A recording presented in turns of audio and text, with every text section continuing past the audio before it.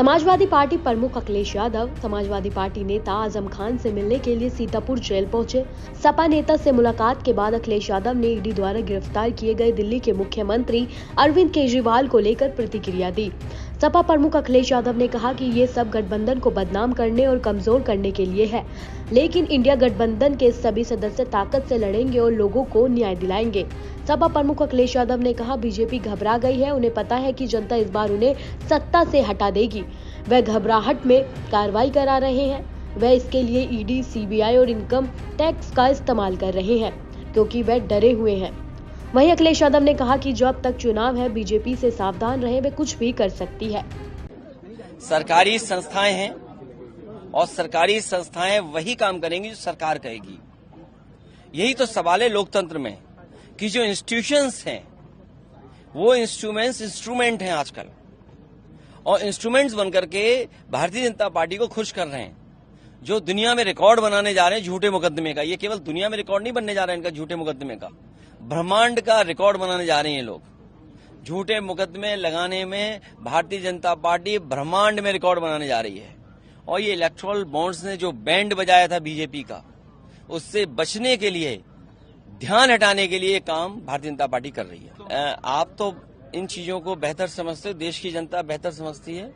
जो सत्ता में रहते हैं वो अपने इस तरह के विभाग का इस्तेमाल करते हैं। एक समय था कि जो भी सरकार में था वो इस्तेमाल करता था। आज बीजेपी 10 कदम आगे बढ़कर के इस्तेमाल कर रही है। आखिरकार इंस्टीट्यूशंस का क्या, क्रेडिबिलिटी क्या बची इन इंस्टीट्यूशंस की? लोकतंत्र में जो भी सत्ता में आए उसकी जिम्मेदारी है कि इंस्टीट्यूशंस को बेहतर करें। आज इंस्टीट्यूशंस की क्रेडिबिलिटी क्या बची? आम लोग ये जानते हैं कि ED, CBI, income tax BJP के लिए काम कर रहे हैं।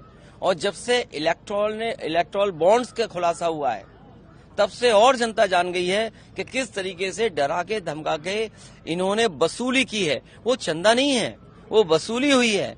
सोचो, हजार करोड़ रुपए कंपनी दे रही है। आखिरकार सत्ता में बैठे उन्हीं को क्यों मिल रहा है पैसा? और जो पॉलिटिकल पार्टी है उनको क्यों नहीं पैसा मिल रहा? क्योंकि वो विपक्ष में है, विपक्ष को चंदा मिलता है और सत्ता में बैठे लोगों ने वसूली की है। और जो इलेक्ट्रॉनिक बॉन्ड से बीजेपी का बैंड बजा है, उससे ध्यान हटाने के लिए ये ईडी, सीबीआई, इनकम टैक्स को आगे कर रहे हैं। जाने से जेल जाना, एजेंसीज बुलाएंगी, लेकिन अब तो चुनाव की तारीख आ गई। अब जो कुछ फैसला लेना है जनता को लेना है, और हमें उम्मीद है कि जनता इस बार भारतीय जनता पार्टी को हटाएगी। एक ऐसी पार्टी जिसने नौजवानों से झूठ बोला, और मैंने कई बार फार्मूला दिया हूं, मैं फिर देता हूं आपको कि 60 लाख बच्चे परीक्षा लिखे हैं जो परीक्षा नहीं लिख पाए। पेपर लीक के कारण 60 लाख बच्चे परीक्षा नहीं दे पाए, अपना भविष्य नहीं बना पाए।